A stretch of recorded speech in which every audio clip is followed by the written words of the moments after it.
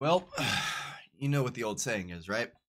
What happens in Vegas stays lodged in your sinuses for the next 5 to 7 days.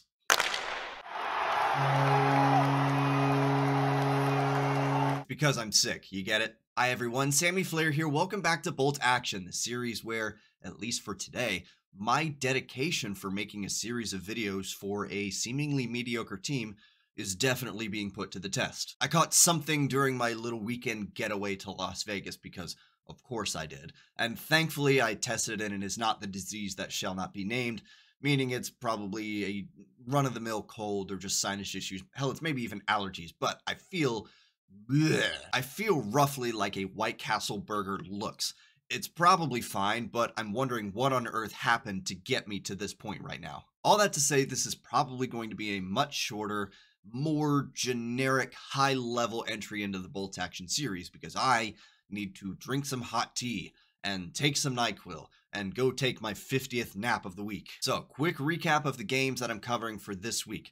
As I said in last week's video, I missed 2 games because of the abbreviated travel schedule, whatnot.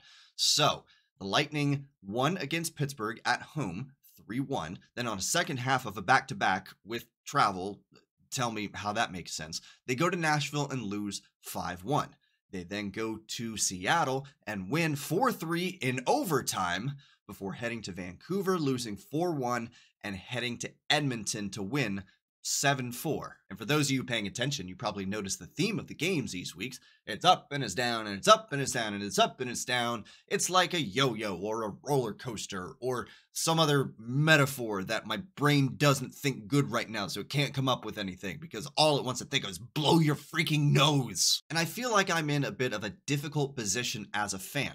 Because if I'm seeing this up and down roller coaster, this pattern of wins followed by losses, followed by wins, followed by losses, and if that's happening back in October, November, I can attribute it to the season's fresh.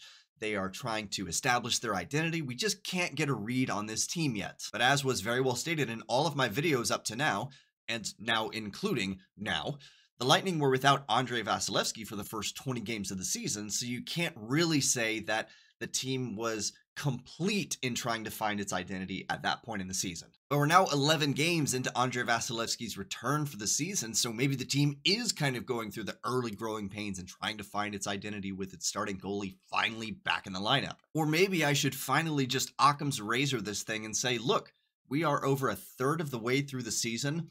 The Lightning have shown us who they are, and they're just kind of meh. And this is the difficult thing about being a fan of any team.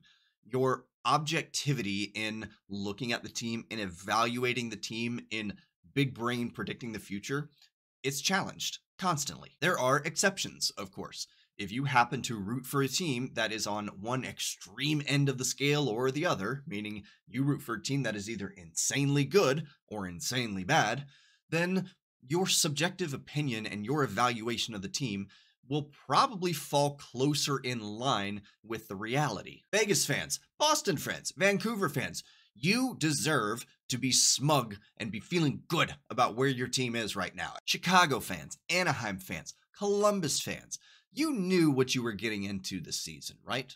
For the most part, I would say you are riding that wave of hope for the future of what your shiny first round picks are already providing for you. But again, for the most part, you know that you're not competitive right now. You're probably not going to be competitive in the next couple of years, but the future is looking pretty bright. But being a fan of the Lightning, particularly this year, doesn't allow me that luxury of placing them wholeheartedly into a camp of either a good team or a bad team, in part because they have flashes of both every single night. For instance, the Lightning are the 4th highest scoring team in the league, but have a negative goal differential because they are the 3rd worst team in the league for goals against, including being an awful -13 at 5-on-5. The Lightning, by percentage, have the 3rd best power play in the league and have the most goals scored in the league with the man advantage, but on the other end, their penalty kill is roughly middle of the pack. I think it's a little bit worse than middle of the pack. On any given night, the Lightning are one of the best teams at generating high danger chances,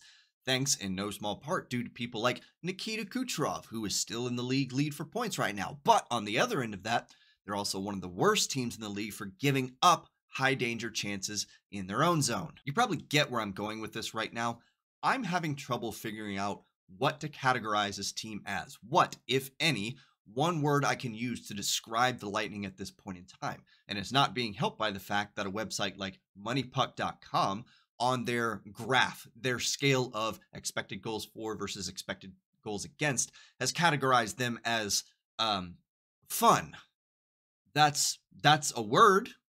That is definitely a word. I don't know that it's an accurate word, but it's a word. But see, this is part of the problem. At times, that is an accurate word. At times, the Lightning are a very fun team to watch. They are talented, they are entertaining, they are high energy, they are fun to watch. And then other nights, they are utterly frustrating to watch. And if it wasn't a seemingly 50-50 split between when the fun games happen and when the frustrating games happen, then yeah, I think I'd be more willing to fit the Lightning into that fun hockey team category. But in an effort for me to try to figure out what to do with this team at just over the 1/3 mark of the season, I went back through and I lined up all their games, and I found out what their records were against playoff teams, teams that are currently in a playoff position versus teams that are not currently in a playoff position. And the results, they were helpful, but there's still just this asterisk that keeps hanging over this team, and I can't write them off as mediocre yet. But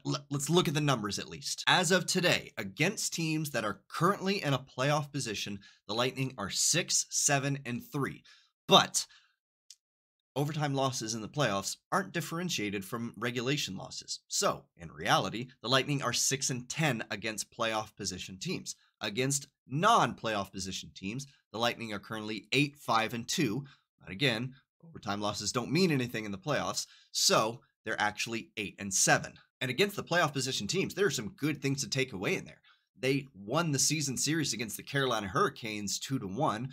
Now, granted, Carolina is more in a wild card position right now rather than challenging for the Metropolitan like I originally thought they were going to, but still, a win is a win. They're currently leading the season series with Boston 1-0. They split the season series with Vancouver and Dallas at 1 game apiece. These are good takeaways, but by no means is it a complete picture at this point in time. But to balance that out on the negative side, of the 8 games that they've played within their own division, they've only won 3 of them. What I've noticed about the Lightning's most recent playoff run, meaning the last however many years it's been, they don't seem to show a tremendous need to win the division. They don't need to light it up during the regular season. They need to do enough to get into the playoffs, and then they just magically know how to flip a switch to be competitive in the playoffs. Since the 2018 season, the Lightning have won the Atlantic Division 1 time, and that was in 2018, and that was the season that they got swept, embarrassed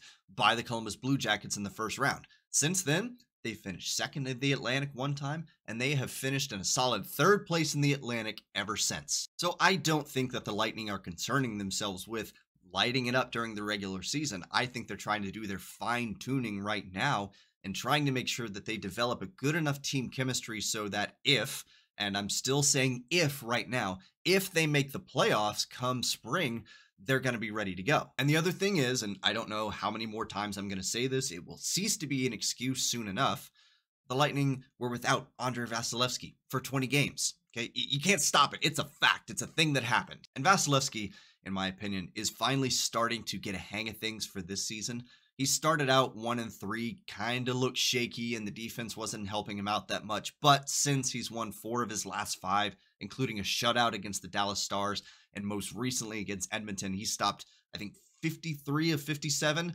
That's much more vintage Vasilevskiy. So what do you do with a team like this? How do you categorize and how do you evaluate a team like this that in mid-December, they are currently 5th in their division. They're currently sitting outside of a playoff position, but you also recognize that historically, they've not been outstanding in the regular season. They do enough to get the job done. You recognize that they were without their starting goaltender for 20 games, and he is finally starting to turn it around. But you also recognize that as high-powered as this team is, they are capable of really massive failure on any given night. If any of you figure it out, please let me know, because I am having a difficult time being objective about it. Ultimately, I think I'm going to fall back on that quintessential hope, because I know what this team is capable of. I have seen what this team is capable of. I know they can go and do it. They just gotta actually go and do it. I'm hoping it becomes a lot more clear as the season goes on, but I am mentally preparing myself to just be ready for the ups and the downs the rest of the way. You know what? We got 50 something more games to go. Let's keep doing this. Actually, can we please just do this like up all the time, please? A couple quick things before I get out of here. Again, I want to mention Andrei Vasilevskiy and how good it is to see him seemingly getting back into form. That 53 save performance against the Edmonton Oilers was one shy of tying his own franchise record. So that does fill me with some hope going forward, especially as he's staring down the rest of a road trip in this coming week. Also in that same game, Steven Stamkos, the captain himself, got his first ever 4-goal game. The man's played over 1,000 games in his career, never had a 4-goal game. So good on you, Captain. He is making a case that he should get paid at the end of the season. Julien BriseBois, please pay attention. Hey, Steven Stamkos. And lastly, as we continue to keep track of Nikita Kucherov, he is the first player this season to hit 50 points in the league. He has a commanding 7-point lead over JT Miller, 9 points over David Pastrnak, and a few others. Austin Matthews and Brock Besser leapfrogged him for goals, posting 23 and 22 respectively. Nikita Kucherov is currently third with 20. Kucherov has the franchise record in points in a season at 128. He did that back in the 2018-2019 season. If he keeps up his current pace, he'll get 135. So he will break his own record, set a new franchise record. It'd be wonderful to see. Again, who knows? We'll see how the season goes. Let's look ahead at the games that I will be covering in next week's video. The Lightning are finishing up their Northwest road trip against the Calgary Flames on Saturday, December 16th. They then come home to close the season series against the St. Louis Blues on December 19th, before hosting the first of 2 matchups against the reigning, defending Stanley Cup champion Vegas Golden Knights on Thursday, December 21st. That is going to do it for this one. Thank you so much for watching. Thank you for giving me just a little bit of your time. Happy holidays to you and yours, wherever and however you may be celebrating. But until I see you again, remember, go Bolts, and lots of fluid and rest. That's about all I can do right now.